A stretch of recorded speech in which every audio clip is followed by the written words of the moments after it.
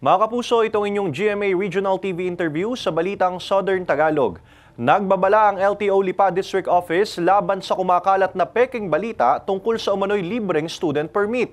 Kaugnay niyan, makakapanayam natin si Ginoong Joseph Orense, ang LTO Chief ng Lipa District Office. Magandang hapon po, Sir Joseph.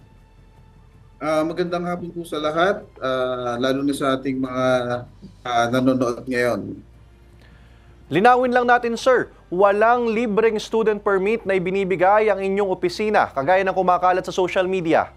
Totoo po yun, wala pong free student permit na ibinibigay ang LTO Lipa District Office. Kagaya ng napapost po sa social media, wala pong ganon.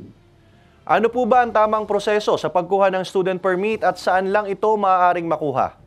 So ang student permit po, ito po ay pwede lang makuha sa LTO at bago po ito makuha, kailangan munang tumaan ng theoretical driving course sa mga driving schools.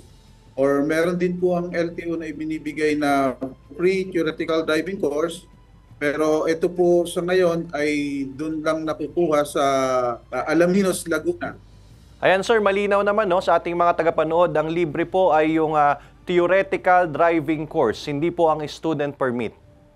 Tama po yun. Ang LTO Lipa District Office ay nagpaplano na rin po na i-activate po yung Driver's Education Center natin dito sa Lipa. Mapagbigyan natin ng libreng theoretical driving course ang ating mga gustong kumuha ng student permit. Sir, may babayaran po ba sa pagkuha ng student permit? So yung student permit po, meron po 250 pesos po yun. Yun lang po yung babayaran sa LTO. Meron din po kailangan na medical certificate na makukuha na po sa LTO accredited medical clinic.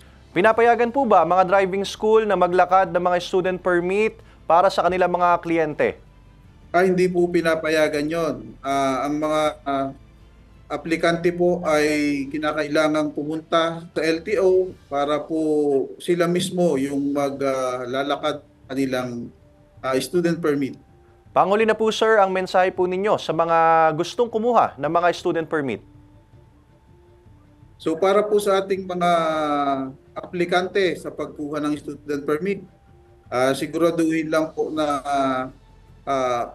tatapusin nyo yung theoretical driving course kung sa driving school man ito o sa LTO Driver's Education Center. Ito po ay 15 hours na kailangan tapusin bago po kayo masyuhan ng theoretic driving course certificate.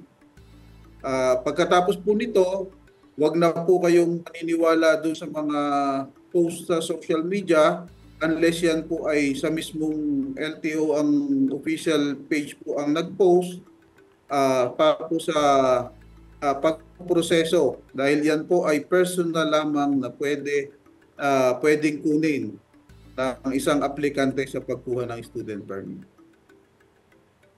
Maraming salamat po, Ginoong Joseph Orense, ang LTO Chief ng Lipa District Office. Maraming salamat din.